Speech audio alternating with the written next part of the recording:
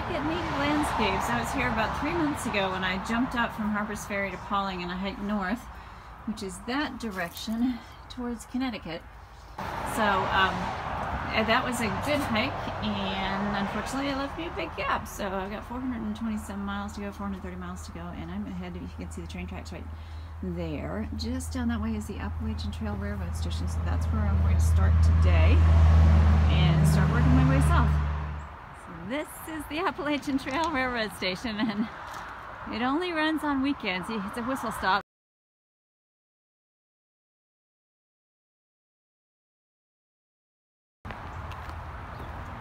Alright, and this is where I start my hike on a boardwalk.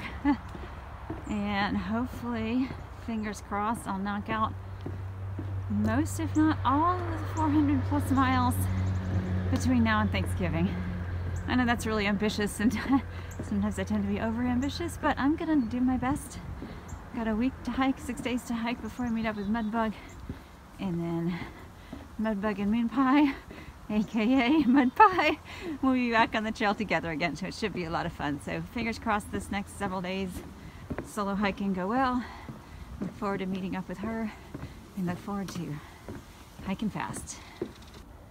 This boardwalk just past the AT train station, southbound, of course, is really gorgeous. There's some nice colors coming in the trees there. And I've been walking alongside some pastures. You can't see them over there to my right now, but came through that section and walking now along some bog boards, and it's real wet. And I noticed from the train as I was heading up towards Pawling that a lot of the landscape was pretty much underwater. I know during the summer that a lot of the water sources are dry, but I'm suspecting that as wet as it is here, that that won't be a problem for me.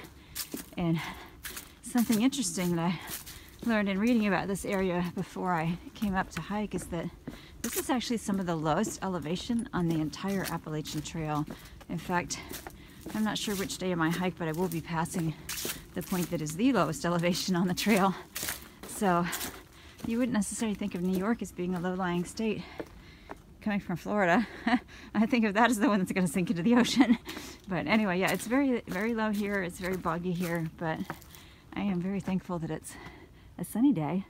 Tomorrow's going to be cold and rainy, and I'm probably in for a wet, windy, rainy night, so I am enjoying this while I can. I do believe that this is the Dover oak, the largest oak tree on the Appalachian Trail. It's over 300 years old. Got some kind of interesting rock slabs here to climb up. Just passed a couple of locals who reminded me I'm heading up towards a nice view of Nuclear Lake, and they pointed out where the shelters are, which I knew from Gut Hook, but it was nice of them to do so. And so yeah, I'm a little breathless right now. I haven't climbed a hill like this in a little bit, a week or so. It's easy to lose your trail lungs and trail legs if you're super lazy, which is what I am when I'm not on the trail. I'm a slug. So, but anyway, this is really pretty, and I'm looking forward to seeing Nuclear Lake, which sounds icky, but I hear it's beautiful. Well, I'm just passing the first shelter on my trek today. I'm actually making really good time, thankfully. Hopefully that will continue, because sunset tonight is at 5:55, which doesn't leave a whole lot of time for hiking when you start at noon. But I'll do the best I can and hopefully get to where I'm heading. Here is the north end of Nuclear Lake. There's a loop trail that goes around in that direction, and the AT goes over here in this direction. There's actually been a couple of side trails that shoot off from the AT, so it does pay to pay attention to the blazes. But as you can see from over there, if I can point with my trekking pole, the blazes are very well defined. They're much more common than, or frequent than they were in Vermont.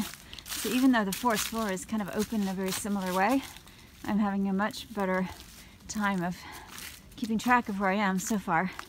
And it's been dry for a few days, so the leaves are pretty dry, but after the storm tonight, they may be wet and slippery. We'll just have to see.